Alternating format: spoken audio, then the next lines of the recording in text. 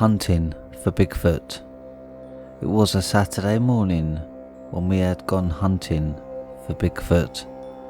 The sky was overcast and grey, matching my mood perfectly, until we pulled over on the side of the old highway. The moment I popped the trunk and slid my hand over the wooden stock of my grandfather's rifle, though, my focus returned. I cocked the gun in sync with the spark of rage that flared within the depths of my belly. I looked to my brother Darren, who had also taken his weapon in hand, though with noticeably lesser intent. "Come on, Darren. Enough sulking. You know what we need to do." Yeah, I know." He slammed the trunk shut and slung his bag over his right shoulder, keeping the rifle in both of his hands as he trudged past me towards the woods. "Let's just get this over with." His exasperation was on full display. It sickened me. I simply followed along, having nothing left to say. Our boots squished in the softened surface of the forest floor, following the ATV trail deeper into the wild. The smell of wet grass and rotting logs was overwhelming, only to become sickening once it meshed with the stink of the swamp. But the smell would not deter us. We followed the swamp's edge, keeping the water to our right. Our eyes, however, were constantly surveying the area, searching for any signs of the ancient ape, or perhaps signs of its victims. There wouldn't be anything left of Dad. We'd already been out here countless times before, ever since the creature had taken him. Darren still refused to believe his brother, let alone his own eyes, but I knew what we had seen that day. A dad taking his two preteen sons on a fishing trip, having a great fun in the sun. It was the first time I'd ever actually caught anything, which was still better than how Darren was doing.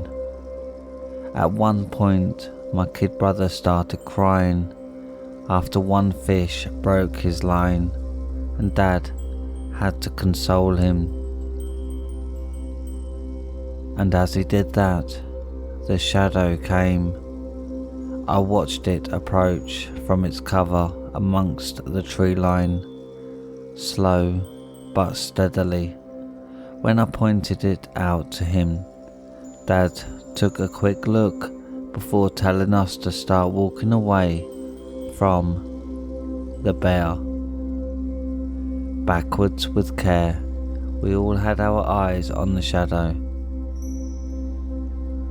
so we were all able to see when it dropped to all fours and began sprinting for us. Dad told us to run back to the car as he pulled out his pocket knife, trying to stand tall and wide as he could do to scare it off. Darren was crying in fear, so I had to pull him away, but that didn't stop me from watching. Soon enough, the beast was in front of my father, and back to standing on two legs, and it sure as hell wasn't a bear. If anything, it was a roided out gorilla that hadn't skipped leg day. It blotted out the sun with its stature, looming several feet over our dad. Darren and I had gotten to a safe distance where the beast didn't see us. but I could sure see them. I wanted to cry for Dad to run, to scream at him to get out of there, but my throat closed up, choked up by fear as I watched him stumble back. The knife dropped out of his hand and the monster roared in his face, revealing a set of flesh-ripping fangs. After that, my eyes were transfixed on the monster, beating my father into a bloodied pulp. Unable to avert my gaze, it swung his body around wildly, slamming my father against tree and rock and ground alike. I would have assumed that the thing was using my dad as a plaything if it had not been for the pure feeling of rage that it exuded. Even to us, up on the hill, my throat finally began to muster some small short cries as I witnessed the beast dragging the corpse back to wherever hellhole it called its home. I distinctly remember the size of its hand, almost large enough to wrap around the entire length of my father's lower leg. The only leg that was left anyways. A good while after they had disappeared, I led Darren back to the car, and with snot and tears dripping over the screen, I called Mum. I was finally able to utter something that resembled a word. Help. The police found the leg that the beast tore off a few days later, floating in the swamp, and the footprints fit the proportions too. But the police ruled that we had just seen a bear attack, and that's the footprints. Size was due to the bear's paws spreading out in the mud. I didn't buy it. I never would. And now, as a grown man, I returned to these woods every weekend to get revenge. Looking down at the ground, I stopped dead in my tracks. Darren, over here. My younger brother came sprinting back to me as I grinned and pointed. The same enormous footprints we'd only seen on a few occasions. What did I tell you? Jacob, they're the same prints from before. We've been over this. Those are...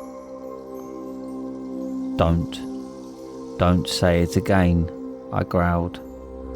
Darren was far more willing to just conform to whatever the nice police officers told him, because it was easier to listen. It was easier to just pretend that what happened was something normal, and not our father being murdered by a Sasquatch. Do you see the pattern of the pads? This is not a bear's foot, and it ain't one of our boots. That's the footprint of our Bigfoot. Darren just sighed and stood up. Come on, let's just lay the traps already. And you're on your first watch. It's way too early for me to deal with your crazy mess. Grumbling, I pulled my pack off and ruffled through its contents until I found the jaws. In one swift but heavy motion, I tossed my bag over towards my brother, which contained our leg traps. He cried out as the steel slammed against his shin. Ow! What is wrong with you? Darren always was an infant, weak. It was for that very reason I dragged him out here each weekend, hoping that seeing the beast and confronting it would toughen him up and finally give us closure that we desperately needed. Hey, you asked for them. A rumble sounded through the trees.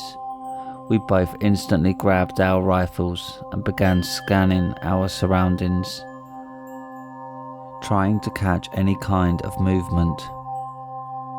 Plap! My guard only began to lower as a raindrop crashed into the right lens of my glasses, warping half of my vision heavily. Just thunder, I murmured, putting my rifle down to clean my glasses. Prep the traps and come back over here quickly. We'll only be out here for a little bit today, I guess. Darren just groaned and snatched up the trap, storming away from me, with my vision fixed for the moment. I inspected my rifle and began to load it. If we were going to come across Bigfoot today, it'd have to be soon. It wouldn't be caught wandering around in a storm. The creature was smarter than that. I watched as Darren's figure grew hidden amongst the thin trees, wandering along our pre-established boundary to set the traps. Today we were trying cow liver as bait. We had been rotating the meat to see if any of them would have a better chance of attracting it. Darren thought it was just an expensive waste. But after just trying venison for 2 years straight with no results, something needed to change. By the time Darren was returning to our lookout spot, a thin mist had begun to fill the forest. The cold pierced through my sweater, so I was forced to zip up my puffer coat to keep warm. When he arrived, he tossed my bag back at me and plunked himself down with his back turned to me.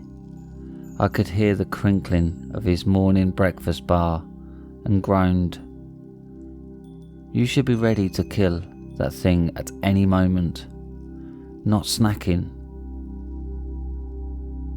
You're completely deluded, you know that. I didn't bother responding. Darren's mind was well made up at this point, and no amount of convincing or conversation would change it. Only the stone-cold corpse of the Sasquatch would make him see the truth now. For a moment I wondered what Sasquatch meat would taste like to myself. The rumblings of thunder grew more consistent, and the mist had thickened. As we sat and waited, I was constantly having to wipe my glasses clean to remain vigilant. Now blinded from water and fogging alike, after a little while, it was my turn to check on the traps. Brushing off the mud and leaves, I trotted through the brush, checking all the traps' positions, and as usual, Darren had completely mucked up all the placements. The lazy prick. So it was left to me to adjust them, moving them to spots that were slightly more hidden, so it wasn't blatantly obvious to the beast that it was being hunted. Muttering under my breath, I fixed each trap and moved on until the fourth trap of 5.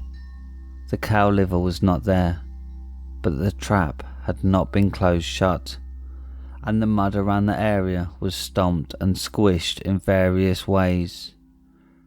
The tingle of anticipation began to hurry my heartbeat, and I just stared at the device before calling out to Darren.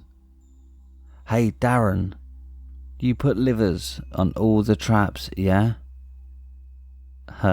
Yes, Jake. I don't need your...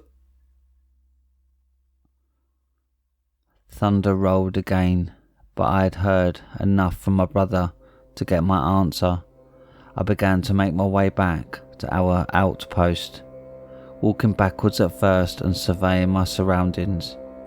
Once I was certain no eyes were watching me from beyond my view, I raced back to my brother and slid back beside him.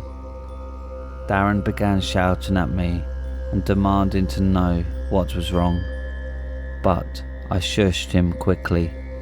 Something took the liver on trap 4, I whispered, trying to hide my simultaneous excitement and fear. So? It could have been some hungry bear for all we know, or a coyote, or whatever kind of animal among the hundreds that live in the woods. Darren was expressing annoyance with me, but he too was whispering. He had to, in part, believe that something was out there. I ignored his sentiments and grinned. We got to set up the tarp. We aren't going anywhere. We always made our site near a trio of young trees, shaped in a triangle, so we could easily create a tarp roof if the weather was not in our favour. And with the way that rain was beginning to cut through the fog, we decided to do just that. Beneath the tarp we continued our watch as water poured down before our eyes. Darren continued to whine that we should leave before we got struck by lightning, but I refused. The missing meat from the trap was already a sign that we needed to stay. In all of our time out here, only twice before had the meat been taken, and both times the trap had been shut. But we had never caught anything actually stuck in the traps. The beast mocked us, taunting us, wanting us to know that it was not just some random creature of the woods. It was greater than that. Time passed, the sky boomed above us. I gave myself but a moment to imagine that we were soldiers in Vietnam, hunkering down in the rain, but staying awake in case of a sudden enemy attack. I was pulled from the thought by a hand on my shoulder. Whipping my head around, I saw Darren starting to get up. I need to stretch my legs. Gonna go check the traps. He started to leave, but turned back to look at me. We really should get going soon. This weather is awful. I shook my head without a word. Darren opened his mouth to say something else, but gave up and left. Huddling with my rifle, I shivered profusely in my cold, wet clothing. My hand was nearly frozen in place. Clasped around the barrel, I could feel my knuckles locking up in their sockets. Crash! The crack of lightning erupted nearby. I witnessed a flash from between the trees. The rain began to fall faster, hitting the leafy forest floor like bullets from the heavens. I could feel my senses all beginning to be overwhelmed by the sensations of the wild. Ah! A scream. I pivoted in its direction and readied my rifle. It sounded like Darren, but I couldn't see him between the rain and my fogged glasses. I wiped them off quickly and looked again. There, it was, still blurry, but there was no denying it. A large black figure, raising its hand above its head and slamming down into the ground, attacking my poor brother. He was likely being beaten on the ground by it. Out of my sight. I was not going to let Bigfoot take another member of my family. The rage was ignited. I ripped a bullet off my belt and slammed it into the chamber, then shoved the bolt forward and took my aim. The beast was still slamming at the ground. Maybe the trap had caught it in place. There was no time to waste. The crosshairs were aligned with its chest. I pulled the trigger without hesitation. The gunshot echoed through the trees, louder than any thunderbolt had previously, and the bullet was a direct hit. I watched with widened eyes as the Sasquatch fell, clutching its chest before crumbling slowly to the ground. I scrambled to my feet, slipping and tripping in the mud and grass. My fingers screamed out in pain as I pulled myself past multiple trees. Hurting from the cold, I kept the gun close to my side in case the job wasn't done yet. But finally, after all these years, I had finally struck back and avenged my father. I had slain Bigfoot.